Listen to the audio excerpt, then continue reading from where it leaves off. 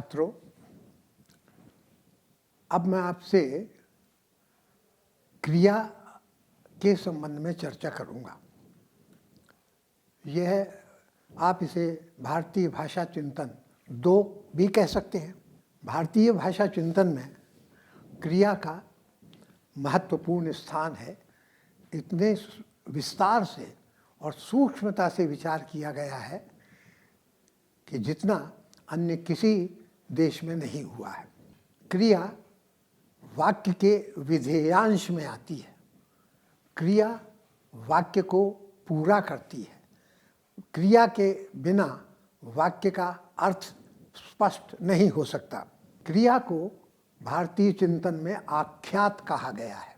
आख्यात शब्द की व्युत्पत्ति है आ प्लस ख्या प्लस क्त, कृत प्रत्यय क्त। इसका तात्पर्य है भली भांति कहा गया, अच्छी तरह स्पष्ट किया हुआ या घोषित किया हुआ।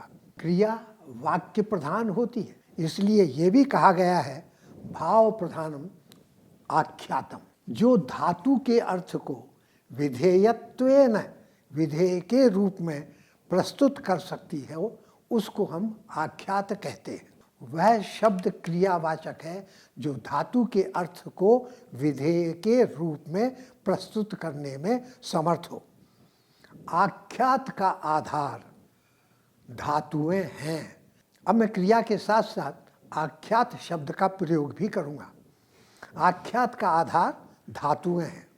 धातु क्या है? सुनिए, आपने आभूषण देखे होंगे, नाक में पहना जाता है, कान में पहना जाता है, गले में हार पहना जाता है। इन सब में कॉमन चीज क्या है? सर्वनिष्ठ चीज क्या है? स्वर्ण, धातु। तो जैसे इन सब में कॉमन रूप आपका धातु स्वर्ण है, उसी प्रकार क्रिया रूपों के आधारभूत रूप को, मूल रूप को धातु कहते हैं। सुनिए, संस्कृत का उदाहरण दूं पहले। पठ, पठति, पठतः, पठन्ति, पठतु, पठताम, पठन्तु। इन तीनों 6 रूपों में कॉमन चीज क्या है? पठ। तो यह पठ धातु है। अब हिंदी में सुनिए, खाया, खा चुका, खा रहा, खाएगा। इस सब में कॉमन चीज क्या है? खा। यह खा जो है धातु है। धातु में प्रत्यय लगा करके क्रिया शब्द बनाया जाता है। संस्कृत में क्रिया शब्दों में लगाए जाने वाले प्रत्यय को तिंग प्रत्यय कहते हैं। ती छोटा और क ख ग ङ। आपने देखा, मैंने इसका उच्चारण किया है। अंग, अंग, ये उच्चारण नहीं है। तिंग प्रत्यय जोड़े जाते हैं धातु के साथ, तब क्रिया रूप या क्रिया शब्द बनते हैं। जैसे पठति में ती, इत्यादि इत्यादि। इसका भी एक विधान है। धातु में आप प्रत्यय जोड़ते हैं और उसके पहले दोनों के बीच में एक विकरण आता है अ। जैसे मैं कहूँ भू धातु है, इसमें मैं ती प्रत्यय जोड़ता हूँ, बीच में ए लगाता हूँ, तो ऊ का संधि के नियम से बनता है अव, तो बनता है भवति। तो इस प्रकार से क्रिया रूप बनाए जाते हैं और सारे क्रिया रूप इन प्रत्ययों से बनते हैं। ध्यान रखिए, संस्कृत में सारी क्रिया रूपों को, धातुओं को 10 गणों में बांटा गया है। गण क्या है? जिन धातुओं के रूप एक तरह से चलते हैं उनको एक गण के अंतर्गत रखा गया है। जैसे गम धातु, तो गम धातु के रूप बनेंगे गच्छति, गच्छतः, गच्छन्ति। पिब धातु यानी पीना, पिबति, पिबतः, पिबन्ति। और जैसे एक और ले लूँ पठ, पठ का जैसे पठति, पठतः, पठन्ति। ये रूप एक तरह से चल रहे हैं, इसलिए इन सबको एक गण के अंतर्गत रखा जाता है। संस्कृत की सारी धातुएं इस प्रकार 10 गणों में बांटी गई। इन धातुओं में के 2 भेद किए गए, परस्मयी पद और आत्मनेय पद। जैसे परस्मयी पद का तात्पर्य है जिस क्रिया का फल दूसरे को मिलता है, और आत्मनेय पद का अर्थ है जिस क्रिया का रूप स्वयं करने वाले को मिलता है। जैसे सेव धातु, सेव धातु से सेवते, सेवेते, सेवन्ते, ये रूप अगर आप बनाएंगे तो यह परस्मयी, ये आत्मनेपद के लिए है। अहम सेवते, मैं सेवा करता हूँ, इस तरह से रूप चलेगा। जिसका फल दूसरे को मिलता है तो उसको कहते हैं परस्मयी पद। उदाहरण के लिए सह वपति, वह बोता है, तो ये जो है फल दूसरे को मिलेगा, इसलिए सह वपति ये परस्मयी पद है। और सेवते जो है, या इसी को अगर मैं कहूँ तो सह वपते, ये इसका फल स्वयं करने वाले को मिलेगा, इसलिए ये आत्मनेपदी का रूप है। इसके बाद क्रिया के 3 उन्होंने और रूप बनाए, एक कर्तृवाच्य, एक दूसरा कर्मवाच्य, और तीसरा जो है उन्होंने बताया भाववाच्य। ये 3 वाच्य जो है इसके प्रयोग को पूरा बनाते हैं। देखिए ज़रा, कर्तृवाच्य जिसमें वाच्य का मतलब है जिसका अर्थ कर्ता के लिए निकले, कर्ता क्रिया कर्ता के अनुसार चले, उसे हम कर्तृवाच्य कहते हैं। जिसमें क्रिया के रूप कर्म के अनुसार चले उसे कर्मवाच्य कहते हैं। और जिसके रूप भाव के अर्थ में सदैव एक वचन पुल्लिंग में चले उसे हम भाववाच्य कहते हैं। ध्यान देने की बात यह है, लोग इसमें थोड़ा भ्रम कर देते हैं। वाच्य का तात्पर्य यहाँ पर यह है कि उस वाक्य का अर्थ वक्ता पर निर्भर करेगा। कर्मवाच्य का मतलब है कि उस वाक्य का अर्थ कर्म पर निर्भर करेगा, और भाव तो भाव के अनुसार चलेगा, इसलिए उसको भाववाच्य कह देते हैं आप। इसी के साथ एक शब्दावली और है। ये जो 3 हैं ये तो अर्थ की दृष्टि से हैं, कर्तृवाच्य, कर्मवाच्य और भाववाच्य। अब वाक्य की रचना की दृष्टि से, प्रयोग की दृष्टि से देखें तो ये 3 नाम और हैं। कर्तृवाच्य को कर्तरि प्रयोग कहते हैं, कर्मवाच्य को कर्मणि प्रयोग कहते हैं, और भाववाच्य को भावे प्रयोग करते हैं। यानी अर्थ की दृष्टि से भी और रचना की दृष्टि से भी, दोनों दृष्टियों से वैयाकरणों ने इस बात पर विचार, क्रिया पर विचार किया है। क्रिया की रूपावली में 6 आपके कालवाचक हैं और 6 जो हैं भाववाचक हैं। क्योंकि इन सब के पाणिनि ने लकार लय से प्रारंभ किए थे। जैसे लट का मतलब वर्तमान काल, जैसे लिट का मतलब भविष्य काल, तो उस और लंग का मतलब जैसे भूतकाल, इसलिए इनको लकार कहते हैं। ये 6 जो भाव वाले लकार हैं वो आज्ञा का अर्थ प्रकट करते हैं, शर्त का अर्थ प्रकट करते हैं और विनम्रता का अर्थ प्रकट करते हैं। ये तो हैं 6 आपके भाव वाले लकार, और 6 जो हैं आपके समय सूचक लकार। इसमें वर्तमान, इसमें भूत, इसमें भविष्य, इसमें क्या कहना चाहिए अपूर्ण भूत, अपूर्ण भविष्य, इस तरह के अर्थों को मिला करके 6 इसमें काल है और 6 इसमें भाव है। बाद में वैदिक भाषा में 4 काल और 6 भाव, 10 रह गए थे, और लौकिक संस्कृत में 6 काल और 4 भाव रह गए थे। ये इसमें अंतर आ गया था। वैदिक भाषा में इनके रूपों में काफ़ी अंतर था, भिन्नता थी, लेकिन पाणिनि ने संस्कृत भाषा में उस भिन्नता को समाप्त किया, उस भिन्नता का परिहार कर दिया था। अब इस तरह से ये 10 रह गए हैं संस्कृत में और 10 ही वैदिक में भी। इसके अलावा क्रिया में प्रेरणार्थक, नाम धातु आदि बनाने की विधियां भी हैं। गण, वाच्य या लकारों की संख्या बराबर है, किंतु भाषा में भिन्नता जो थी उसे पाणिनि ने उसका परिहार कर दिया था। प्राचीन आर्य भाषाओं की सबसे बड़ी विशेषता थी उसकी शब्द निर्माण की क्षमता। कृत धातु, कृत प्रत्ययों और तद्धित प्रत्ययों के योग से सैकड़ों हजारों शब्द निर्माण करने की क्षमता इन भाषाओं में थी और यही इसकी विशेषता है। ये कर्तरी रूप भी बना सकते थे, संज्ञाएं बना सकते थे, संज्ञा विशेषण बना सकते थे। यह असीम सीमा थी शब्द निर्माण की इन प्राचीन आर्य भाषाओं में। इसके बाद मैं आपके सामने पद संबंधी विचार रख रहा हूँ। ये एक बात आप सुने, धातु में जब हम प्रत्यय लगाते हैं तो उसे हम क्रियापद कहते हैं, वो चलता है। बिना प्रत्यय लगाए धातु का प्रयोग नहीं होता, इस बात को गांठ बांध लीजिए। अब देखने की बात यह है, क्या ये जो प्रक्रिया है पद वाली आज की भाषाओं में चलती है? नहीं। दो प्रकार की भाषाएं हैं, एक तो है योगात्मक और एक है अयोगात्मक। योगात्मक भाषा में, या इसके पहले मैं ये कहूँ कि प्रत्येक भाषा में दो प्रकार के तत्व हैं, एक है अर्थ तत्व और एक है संबंध तत्व।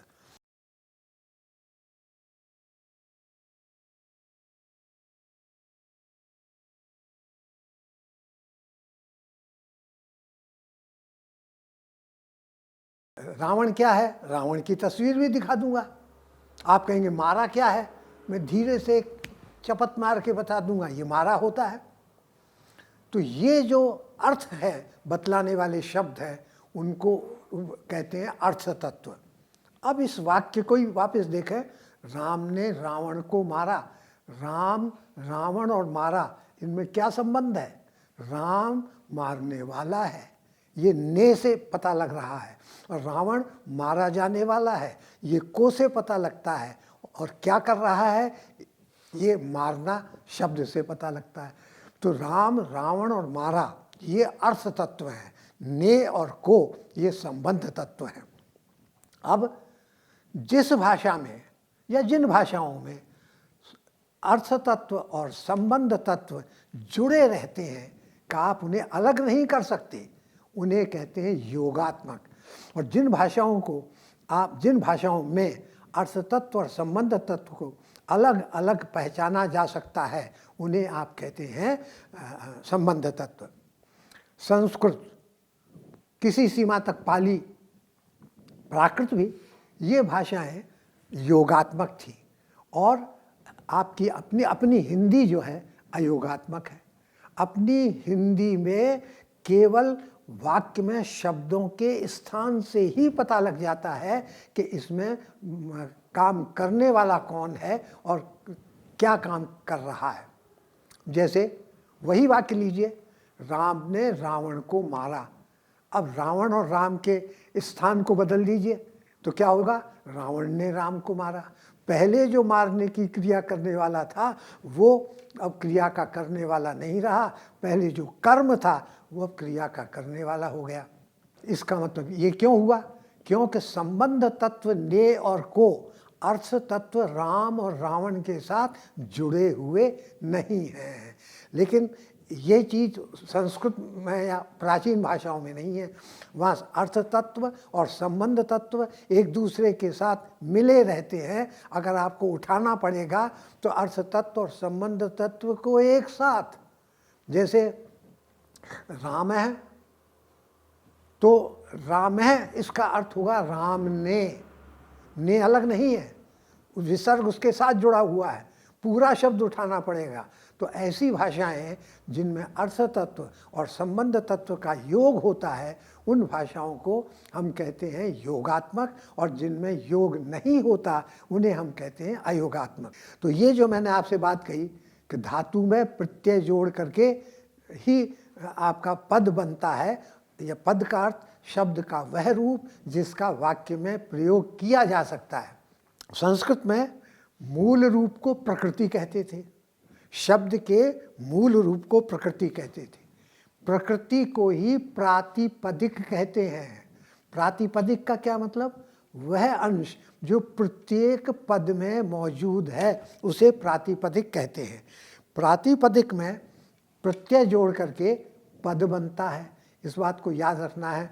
तो अब जैसे महाभाष्यकार पतंजलि ने कहा है, नापि केवला प्रकृति ही प्रयोक्तव्या, नापि केवल प्रत्यय, न तो केवल प्रकृति का प्रयोग होता और न केवल प्रत्यय का प्रयोग होता। प्रकृति में प्रत्यय जोड़ करके पद बनता है। अगर गणित की तरह सूत्र बनाएं तो आप लिख सकते हैं प्रकृति plus Pratyaya is equal to पद। संस्कृत इत्यादि योगात्मक भाषाओं में पद का ही प्रयोग होता है, न तो धातु का प्रयोग होता अलग से और न प्रत्यय का प्रयोग होता। धातु की जगह आप प्रातिपदिक भी कह सकते हैं। जैसे इसके प्रत्यय के आपके 4 भेद हैं। एक तो जैसे कारक प्रत्यय है, ने को से में। एक स्त्री प्रत्यय है जैसे ई आ आइन इत्यादि, और एक आपका कृत प्रत्यय, और एक फिर तद्धित प्रत्यय, और एक जैसे हिंदी में अपन जोड़ते हैं जा के आगे ता जोड़ा जाता इत्यादि प्रत्यय, जो क्रिया का ही एक अंश है। तो ये 5 प्रकार के प्रत्यय हैं। इन प्रत्ययों के को जोड़ने से ही प्रातिपदिक पद के रूप में सामने आता है। ये पद के संबंध में आप जानकारी रखें। अब इसके बाद ध्वनि विचार। भाषा की मूल ध्वनियों तथा उन ध्वनियों के प्रतीक स्वरूप चिन्हों को वर्ण कहते हैं। मैंने आपसे कहा कि ध्वनि के लिखित रूप को वर्ण कहते हैं। पाणिनि ने वर्णों का बोध कराने के लिए 14 सूत्र रचे, यही माहेश्वर सूत्र कहलाते हैं। जैसे अ इ उण, या जैसे रि ऋक, या जैसे एओंग, ये जो है माहेश्वर सूत्र हैं। इन संस्कृत भाषा में 13 स्वर हैं, 35 व्यंजन हैं। कैसे? 25 तो स्पर्श व्यंजन, 4 अंतस्थ व्यंजन, 4 ऊष्म, 1 अनुस्वार और 1 विसर्ग। प्रत्येक स्वर के 3 भेद हैं, उदात्त, अनुदात्त और स्वरित। मुख और नासिका दोनों से उच्चरित ध्वनियों को अनुनासिक कहते हैं, जिन पर हम जैसे अ आ ई इसके ऊपर चंद्र बिंदी लगा करके उसको दिखलाते हैं। भारतीय भाषा चिंतन में स्वरों और व्यंजनों का उच्चारण स्थान के आधार पर, कुछ आपकी ध्वनियाँ हैं जिनका उच्चारण तालु से होता है, कुछ हैं जिनका उच्चारण कंठ से होता है, और दूसरे प्रकार का वर्गीकरण है प्रयत्न के आधार पर। पाणिनि ने 2 प्रकार के प्रयत्नों की बात कही थी, एक है आभ्यंतर और एक है बाहर। ओठों से लगाकर काकल, गलबिल और अभिकाकल तक अभ्यंतर प्रयत्न, और इससे बाद में यानी स्वरतंत्रियों में होने वाले प्रयत्न को बाह्य प्रयत्न कहते हैं। आभ्यंतर के 5 प्रकार कहे गए हैं और बाह्य के 11 कौन कौन से? विवार, संवार, श्वास, नाद, घोष, अघोष, अल्पप्राण, महाप्राण, उदात्त, अनुदात्त और स्वरित। ये 11 प्रयत्न हैं। ये तो कहलाते हैं आपके बाह्य प्रयत्न अर्थात स्वरतंत्रियों में होने वाले प्रयत्न, और 5 जो हैं आपके स्पर्श, स्पर्श संघर्षी, ईशत स्पर्श, ये आपके हैं आभ्यंतर। इसके अलावा ध्वनियों के बारे में उन्होंने ये भी कहा है कि ए और ओ ये गुण हैं, और आ, आई और औ ये वृद्धि होती है, और संप्रसारण की भी चर्चा इसमें की गई है। इस प्रकार यदि आप भारतीय भाषा चिंतन में ध्वनियों पर देखें, ध्वनियों के संबंध में देखें, तो पूरा ध्वनि विज्ञान इसके अंतर्गत आ जाता है। आज का जो आधुनिक ध्वनि विज्ञान है वह भी इसमें समाहित हो जाता है। आज भी हिंदी में इन्हीं प्रयत्नों को गिना जाता है। मेरी बातें जो मैंने आप ध्वनि के संबंध में कही, उनसे स्पष्ट हो जाता है कि भारतीय भाषा चिंतन में ध्वनि पर कितनी गहराई से विचार किया गया है। आज का आधुनिक ध्वनि विज्ञान भी इसी से प्रेरणा लेता है। इस बात को स्मरण रखते हुए ही इसे ग्रहण करें। धन्यवाद।